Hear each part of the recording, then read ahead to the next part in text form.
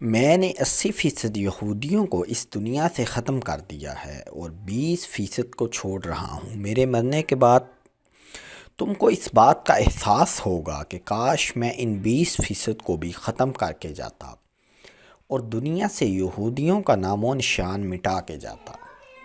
ناظرین، یہ الفاظ تھے ہٹلر کے۔ ہٹلر کا نام سنتے ہی ذہن میں یہ خیال آتا ہے کہ اس نے بڑے پیمانے پر یہودیوں کا قتل عام کیا تھا، مگر آخر ہٹلر یہودیوں سے نفرت کیوں کرتا تھا اور اس نے یہودیوں کو جرمنی سے کیوں نکالا؟ یہ وہ سوال ہے جن کا جواب حاصل کرنے کے لیے کئی کتابیں لکھی گئیں، مگر سب سے درست بات یہ ہے کہ ہٹلر جرمن قوم کو دنیا کی بہترین قوم سمجھتا تھا۔ اس کا خیال تھا کہ صرف جرمن قوم ہی دنیا پر حکمرانی کا حق حاصل ہے اور جرمنی کی ترقی کے لیے ضروری ہے کہ ملک سے تمام غدار ختم کر دیے جائیں۔ یہ انسان کی ترقی میں رکاوٹ ہیں۔ پہلی جنگ عظیم میں جرمنی میں رہنے والے یہودیوں نے درپردر جرمن مفاد کے خلاف برطانیہ اور اس کے اتحادیوں کا ساتھ دیا تھا۔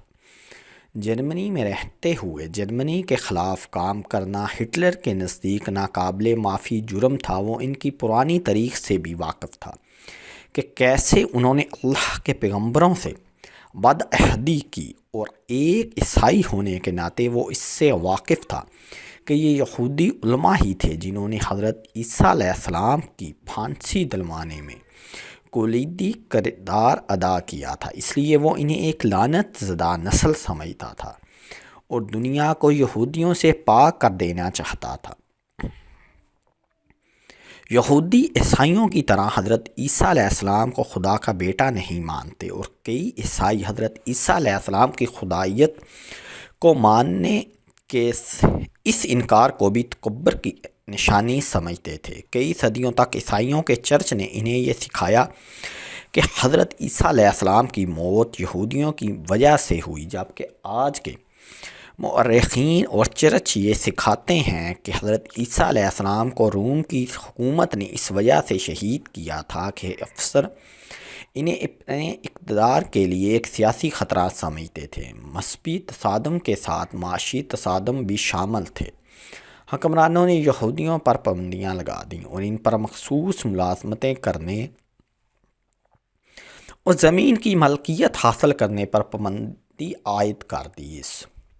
صہیونی تاریخ دانوں کے مطابق جرمنی کا ہر ادارہ یہودیوں کے اتنے بڑے قتل کے پروگرام میں ملبوس تھا۔ جرمن وزارت خارجہ اور مسیح چرچ نے یہودیوں کا پیدائشی ریکارڈ دیا اور اس بات کا تعین کیا گیا کہ کون کون سی بستی میں کون کون یہودی ہے۔ جرمن محکمہ ڈاک نے وہ خطوط متعلقہ حکام تک پہنچائے اور جرمن وزارت خزانہ نے یہودیوں کی جائیدادوں کی تفصیل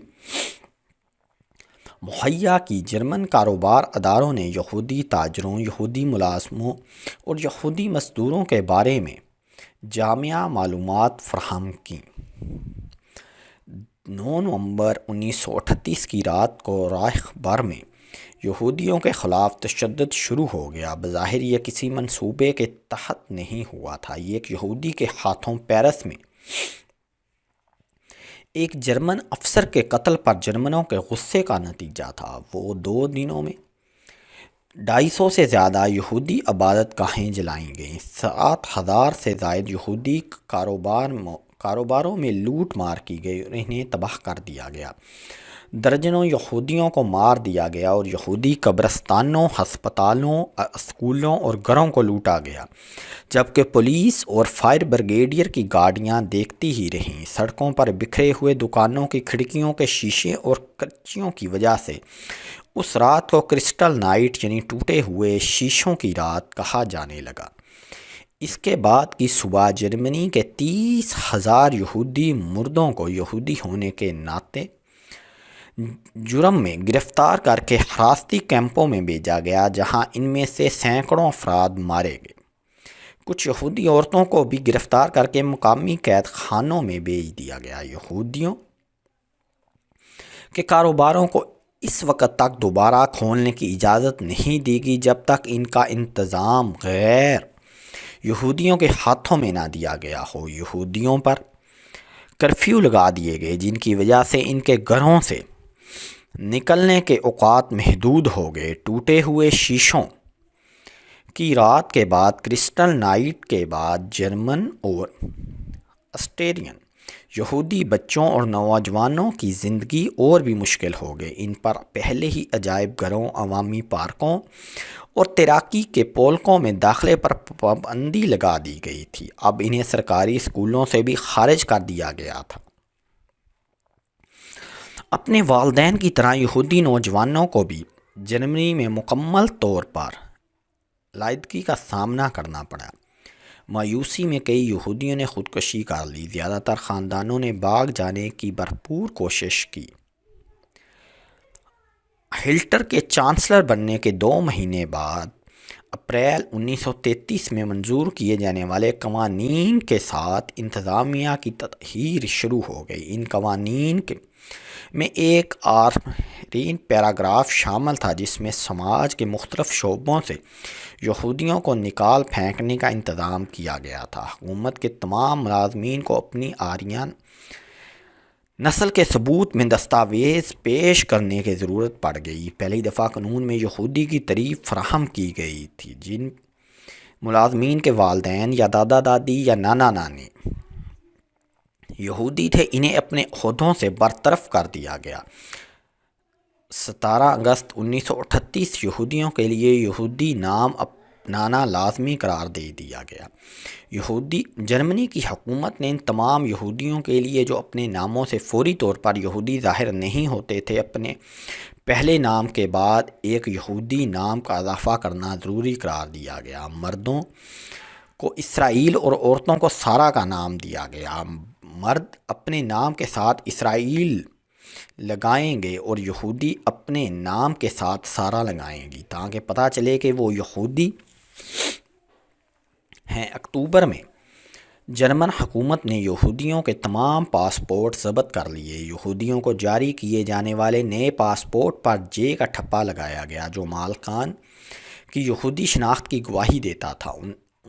19 ستمبر 1941 جرمنی میں یہودیوں کے شناخت کے لیے بیچ متعارف کروایا گیا۔ 6 سال کی عمر سے یہودیوں کو تمام اوقات اپنے کپڑوں پر ایک پیلے رنگ کا 6 نقطوں والا ستارہ پہننا ضروری ٹھہرایا گیا، جس پر کالے حرفوں میں جو لکھا گیا تھا جو جرمن زبان میں یہودی کہلاتا تھا۔ اب جرمنی میں یہودیوں کو دیکھ کر ہی پہچانا جا سکتا تھا، لیکن اتنی بڑی تعداد میں یہودیوں کو قتل کرنا آسان نہ تھا۔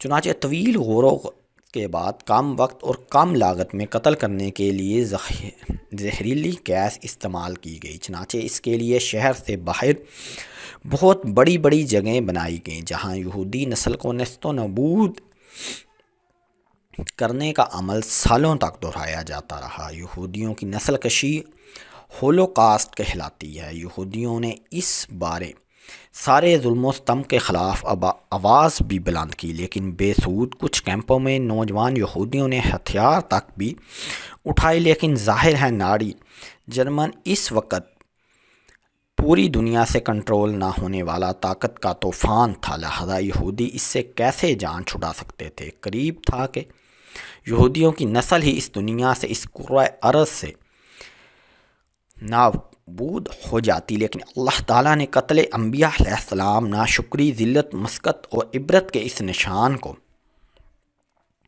قیامت تک باقی رکھنا تھا۔ شاید اسی حکمت کے تحت مشیت الہی نے انہیں فلسطین میں عارضی جگہ دی تاکہ ان کی نسل قیامت تک باقی رہے۔ اگر ان میں تھوڑی سی عقل ہوتی تو اس جگہ کو غنیمت سمجھ کر امن اور سکون سے رہ لیتے۔ فلسطینیوں نے انہیں کھا تو نہیں جانا تھا، لیکن حیرت ہے ان کی دانش پر کہ اپنے ہی میزبانوں پر آج بھی انہوں نے اس عرصہ حیات تنگ کر کے رکھا ہوا ہے۔ ہم چڑھتے ہوئے سورج کے پیچھے اس دنیا کو آنکھوں سے دیکھ رہے ہیں کہ سرزمین فلسطین ایک بار پھر اپنے حقیقی وارثوں کے قبضہ قدرت میں ہوگی، اور یہود اپنی بدعمالیوں کے باعث ایک بار پھر دنیا میں ذلت و مسقط کا نشان، عبرت کا نشان ہوں گے انشاءاللہ تعالی۔